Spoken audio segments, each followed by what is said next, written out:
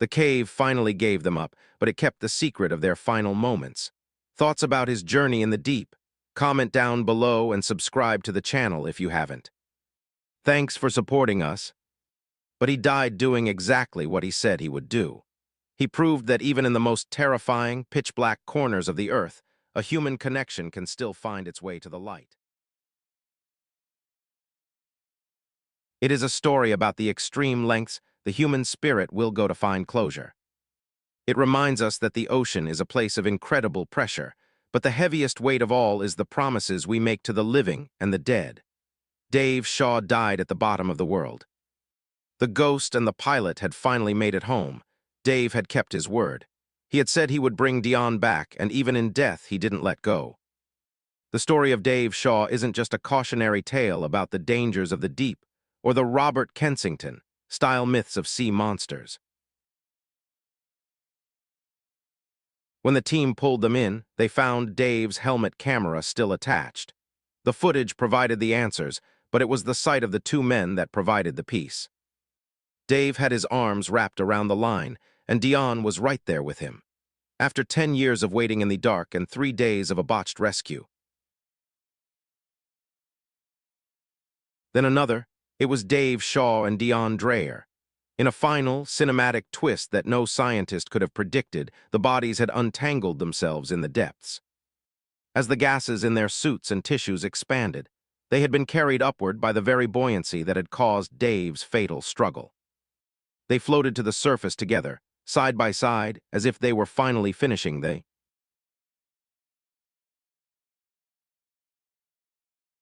The cave felt like a tomb that had been sealed forever. But 3 days later, the abyss did something truly inexplicable. The shore team noticed something bobbing in the water near the edge of the hole. As they paddled out to investigate, they saw a dark shape breaking the surface. The mission was called off. The dead zone had won. For the next few days, a somber mood hung over the site as the team began the depressing task of packing up the gear. They prepared to leave the bronze plaque on the surface as a memorial for 2 divers now, instead of 1. Sitting in the dark water, knowing his friend was gone, the news hit the surface team like a physical blow.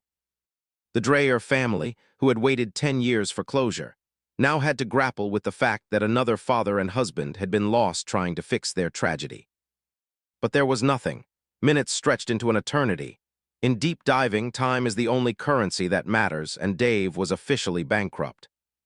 When Don finally realized Dave wasn't coming back, he tried to descend further to find him, but the pressure and a technical glitch with his own gear nearly killed him too. He was forced to begin a grueling 10-hour ascent, and the cave began to swallow its second victim. The surface weight and the miracle on the surface of Bushman's Hole, the silence was becoming heavy. Don Shirley, Dave's closest friend and the primary safety diver, was waiting at the 150-meter mark. He was staring down into the blue-black throat of the cave, looking for the flicker of a flashlight or the rhythmic pulse of bubbles. And he fell into a deep water blackout. The tragedy of the CO2 trap is that it turns a diver's own strength and effort against them. The harder Dave fought to save Dion, the faster he ensured his own end. He was a victim of his own determination, strangled by the very air he was using to stay alive. His movement slowed, his vision blurred. Your brain simply decides it can't handle the toxic environment anymore and flips the switch. You don't fight for your last breath, you just get very sleepy. You drift off into a dark, heavy slumber. Dave likely didn't even know he was dying in those final seconds. He simply stopped struggling against the lines, his head slumped forward. He fumbles with his gear. He tries to cut a line but misses. He is like a man trying to tie his shoelaces while wearing oven mitts and being hit with a sledgehammer.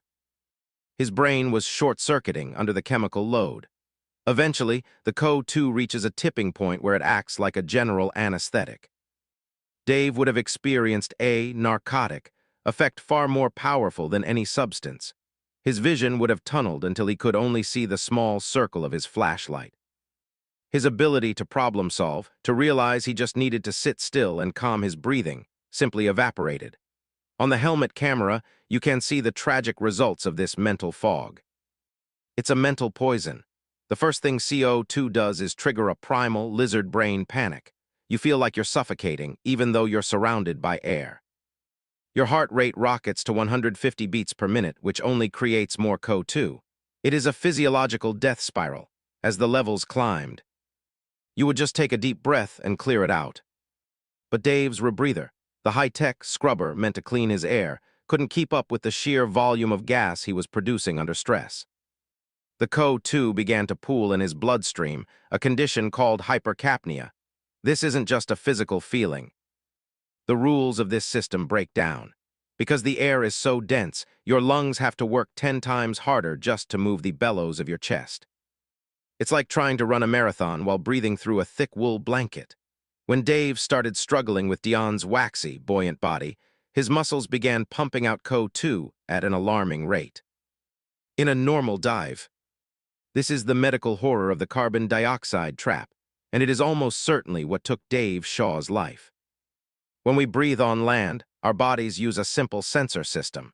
We don't actually breathe because we need oxygen, we breathe because we need to get rid of CO2.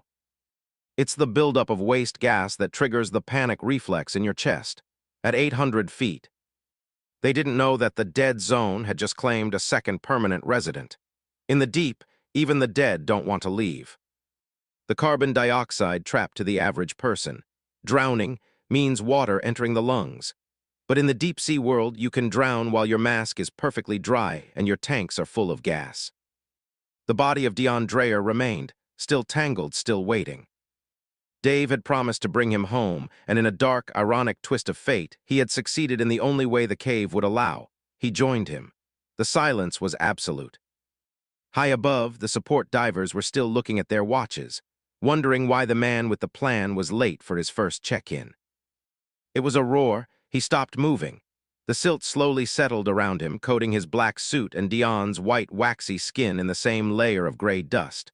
The camera kept recording. For 20 minutes, it filmed the silent, still seen at the bottom of the world.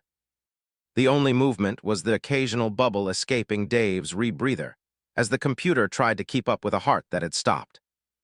And your muscles turn to lead. Dave's movements on the camera become slow and heavy. He drops his shears. He fumbles with his computer. He is losing the ability to solve simple problems. In his final moments of consciousness, he wasn't a world-class diver anymore. He was a man drowning in dry air. He had spent 5 minutes fighting the body, 5 minutes too long. The siren song was no lun. The line tightened, pulling him back toward the waxy, upright figure of Dion. It was a macabre dance in the dark, 2 divers, one living and one dead, tangled in a knot that wouldn't let go. The carbon dioxide was now poisoning his thoughts. Imagine the worst flu you've ever had, combined with the feeling of being buried alive. Your head throbs, your vision narrows to a pinhole. But in the chaos of the silt and the floating body, the line had looped around his own gear. He was literally tied to the man he was trying to save. The footage shows Dave's light darting frantically. He wasn't looking at Dion anymore, he was looking for a way out. He was caught in a line trap, the ultimate fear of every cave diver. Every time he tried to kick away. On the audio, his breathing changes from a steady rasp to a panicked, ragged gasp. He was overbreathing his regulator, and his brain was starting to scream. At this depth, panic is a death sentence. Dave knew he was in trouble. He stopped trying to bag the body and started to focus on the line, the umbilical cord that led back to the surface. In the video, you can see Dave's hands, shaking from the high-pressure nervous syndrome, trying to cut away the snags with a small dive knife. But the more he moved, the more he breathed. And the more he breathed, the more carbon dioxide began to flood his system. This is the CO2 trap. His lungs were working like bellows, but the gas was too thick to escape. His heart rate spiked.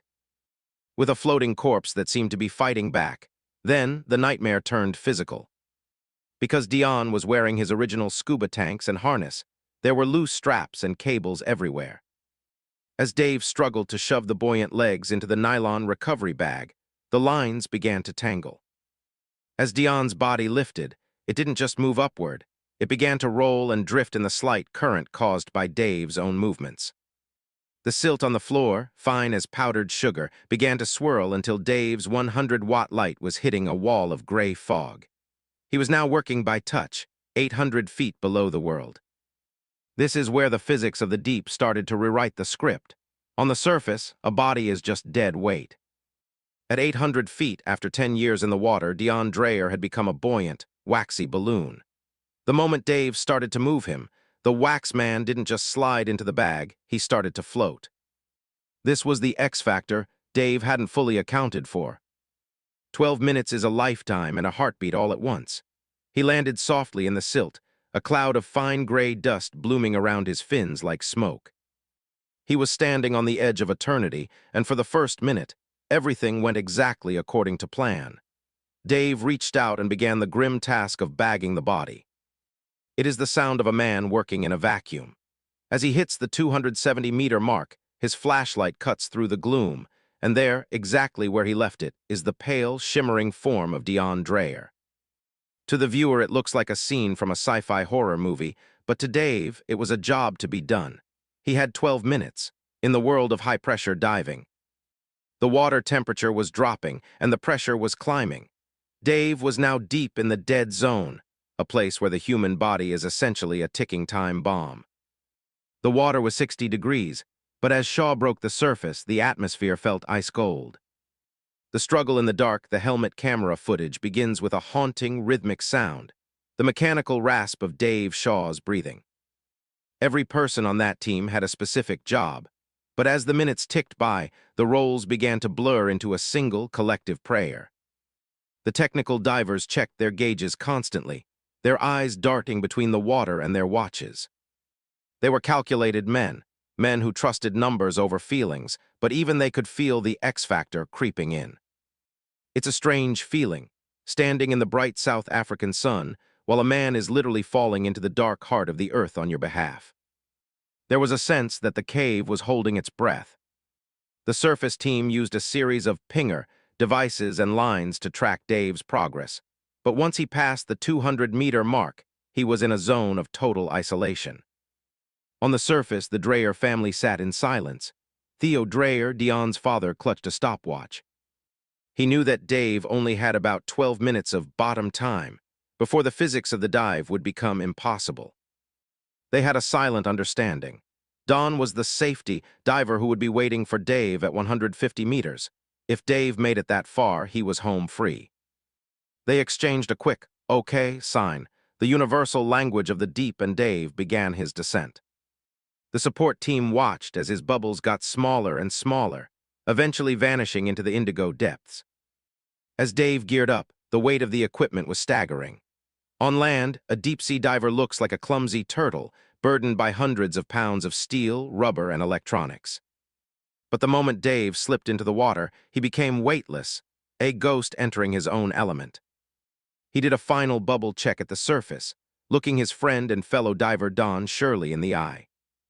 He spent the morning checking his MK-15, 5-rebreather, a piece of tech so complex it looks like a life support system for a space station. He had customized it himself, stripping away every unnecessary ounce of weight. He even carried a small underwater camera on his helmet, intending to film the entire recovery so the Dreyer family could have closure. The atmosphere was thick with a weird mix of professional focus and graveyard silence. Everyone knew that if something went wrong at the bottom, there was no rescue. If Dave ran into trouble at 800 feet, the nearest support diver was still 400 feet above him. In the world of extreme diving, that distance might as well be the moon. Dave, however, was the calmest man on the site. Dave couldn't just swim back up to the top. He would have to stop at specific depths for hours at a time to let the gases slowly seep out of his tissues. The support divers were his lifelines, stationed at different shelves in the cave to hand him fresh tanks and monitor his vitals. All coordinated with the precision of a Swiss watch. This wasn't just Dave Shaw's show anymore. It was a massive human chain designed to bridge the gap between the surface and the abyss. The plan was a relay system, because the decompression required to survive a 270-meter dive takes nearly 12 hours. Unwilling to be moved, 10 years of waiting were about to collide with 12 minutes of bottom time. Mission 270. The final check the morning of the recovery felt more like a NASA launch than a recreational dive. The edge of Bushman's hole was crowded with tanks, mixing consoles, and a team of 8 elite divers. He wasn't just a ghost in the silt anymore. Over those 10 years, the chemicals in the water had interacted with his body fat to create that hard, waxy shell. He was buoyant. He was tangled. He was a trap waiting to be sprung. As Dave prepared to descend for the final time, the spirit of Dion Dreyer was less like a person needing rescue and more like a permanent fixture of the abyss. The Dreyer family stood on the surface, watching the bubbles, hoping that after 10 years of grieving, they could finally put their son in a real cemetery. They saw Dave as a savior, a man who was willing to fly into the mouth of hell to bring back a stranger. But what no one realized, not Dave, and certainly not the family, was that Dion's body had changed in ways that science couldn't quite pee. He spent his own money, thousands of dollars, to organize a massive team. He brought in world-class divers to sit at different depths, like 60 meters, 120 meters, and 150 meters, to act as stages for his return. The plan was for Dave to go all the way to the bottom alone, put Dion in a body bag, and then swim him up to the first support diver. It sounded like a military operation. Even if he's been gone for a decade. But there was also a darker side to the backstory. Some people in the diving community thought Dave was being reckless. They argued that a dead body wasn't worth a living life. They warned him that Dion had been down there so long that he was likely part of the cave now, fused to the silt and the rocks. Dave ignored the warnings. This was a miracle they never asked for and didn't know if they could handle. The idea of their son being wax-like and preserved was both comforting and horrifying, but Dave was determined. He didn't want any money, he just wanted to finish the story. He told the family that he couldn't leave a fellow diver down there alone. This is a big part of the diver code. You don't leave your wingma. For 10 years, that plaque was the only grave they could visit. Then, out of nowhere, they got a phone call from a man named Dave Shaw. Dave told them in his calm, pilot's voice that he had found Dion. He told them he had seen their son standing upright on the bottom, looking like he was just waiting for someone to come get him. For the Dreyers, they had tried everything to get him back. They hired a team of specialized robot operators to drop a remote camera into the hole. The camera scanned the floor, but all it saw was mud and shadows. They eventually accepted that their son was part of the cave now. They even placed a bronze plaque at the entrance of the hole, a memorial for a boy whose body was unreachable. His friends watched his bubbles disappear into the blackness, unable to follow him down to the crushing depths, where he eventually settled. For the next 10 years, Dion's parents, Theo and Glenda Dreyer, lived with a hole in their lives that was just as deep and dark as the cave itself. But Bushman's Hole is a place that doesn't care how strong you are. During a practice dive with a group of friends, Dion simply lost consciousness. It happens in an instant, a deep water blackout. One minute he was following the light of his buddies, and the next he was sinking into the void. The way the deep water changes the rules of the game the moment you step into its territory. Shaw knew the math was against him, but he wasn't just fighting physics, he was fighting a promise. The ghost in the silt. To understand the weight of Dave Shaw's mission, you have to go back to 1994, to a kid named Dion Dreyer. Dion was 20 years old, full of life, and obsessed with the water. Dave convinced himself that his technology and his training could beat the laws of physics. He spent months planning the recovery, calculating every liter of gas and every minute of decompression. He even practiced bagging mock bodies in his swimming pool at home. He thought he had accounted for everything, but the one thing you can never account for is the X factor. He felt a weird connection to the kid. He felt like he was the only person in the world with the skills to bring Dion home. This is the psychological trap of the deep. The siren song isn't just a physical reaction, it's a mental one. Divers get a god complex because they are surviving in a place where no one else can go. They start to feel invincible. If he moved too fast, his heart rate would spike, his CO2 levels would climb, and he would black out. If he moved too slow, he would run out of gas before he could reach the surface. It was a razor-thin tightrope walk performed in total darkness. But there was something about the way Dion Dreyer had looked down there, that upright, lonely figure waiting in the mud, that bypassed Dave's logic. making you feel panicked, confused, and eventually it just flips the off switch in your brain. You don't even realize you're dying, you just fall asleep in the dark. Dave Shaw knew all of this. He was an expert on the math of the siren song. He knew that at 800 feet, his margin for error was exactly 0. When you work hard, like, say, trying to shove a waxy, buoyant corpse into a giant nylon bag, your body produces CO2. Usually, you just exhale it. But in the deep, the gas is so thick that your lungs can't clear it out fast enough. The CO2 stays in your blood. The gas you breathe is so compressed that it becomes thick, almost like soup. Breathing it feels like sucking honey through a straw. Every inhale requires a massive physical effort from your lungs and diaphragm. This leads to the ultimate silent killer of the deep, carbon dioxide or CO2 buildup. This is the siren song of the abyss. It's a beautiful, quiet place, but your biology is screaming at you that you don't belong there. Every cell in your body is under siege, and yet you have to keep a perfectly level head to manage the complex computers strapped to your chest. Then there's the issue of density, at 270 meters. Becoming overclocked. At the depths Dave was reaching, the sheer weight of the water, hundreds of pounds per square inch, starts to compress the fatty sheaths around your nerves. The result? Your hands begin to shake uncontrollably. Your vision flickers.